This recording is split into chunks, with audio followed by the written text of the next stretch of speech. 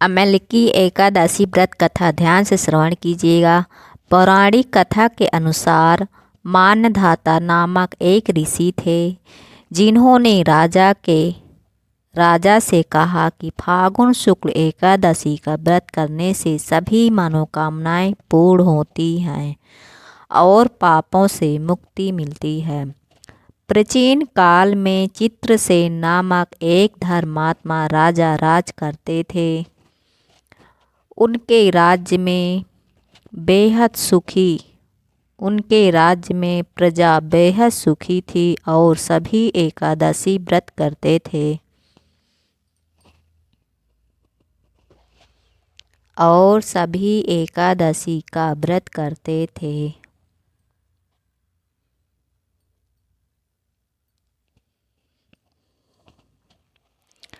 एक बार फागुन माह में अमेलकी एकादशी का व्रत आया।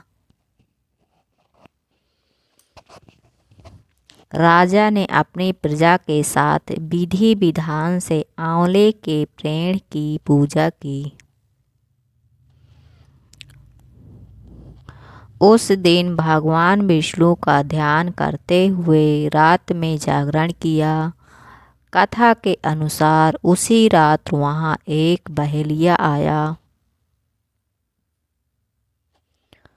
जो बेहद पापी था, लेकिन अनजाने में ही उसने भी ये व्रत रखा और जागरण किया।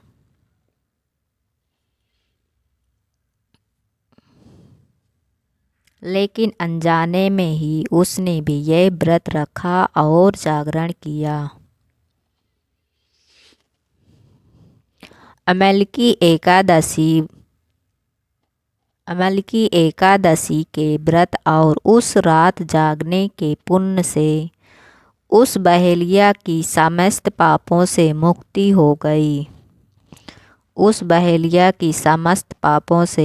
हो गई। अंत में वह राजा के साथ सुख समृद्धि भोग कर भगवान विष्णु के धाम को प्राप्त हुआ। ये व्रत सभी व्रतों से उत्तम माना गया है। व्रत विधि और उपाय ध्यान से सुनिएगा। आंवला वृक्ष पूजन। एकादशी के दिन आंवले के वृक्ष के नीचे भगवान विष्णु की पूजा करें। एकादशी के दिन आंवला वृक्ष पूजन। एकादशी के दिन आंवले के वृक्ष के नीचे भगवान विष्णु की पूजा करें। आंवला दान और सेवन। इस दिन आंवले का दान करना और प्रसाद रूप में आंवला खाना अत्यंत शुभ माना जाता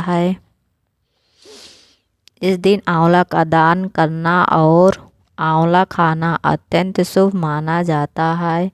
विष्णु पूजा। भगवान विष्णु को चंदन, रोली और आंवला समर्पित करें।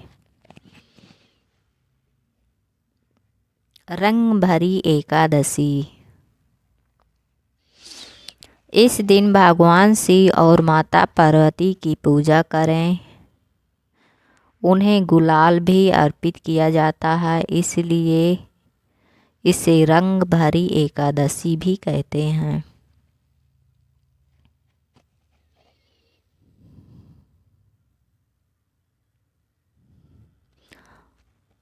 मान्यता है कि इस दिन सच्चे मन से व्रत कथा सुनने से जीवन में सुख, शांति और समृद्धि आती है।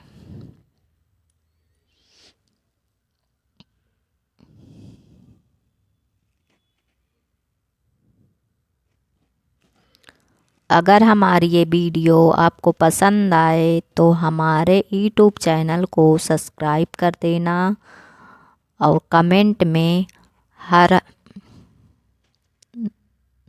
हर नारायण लिखना न भूलना। बोलिए एकादशी माता की जय। बोलिए गौरी पुत्र गणेश की जय। बोलिए विष्णु भगवान की जय।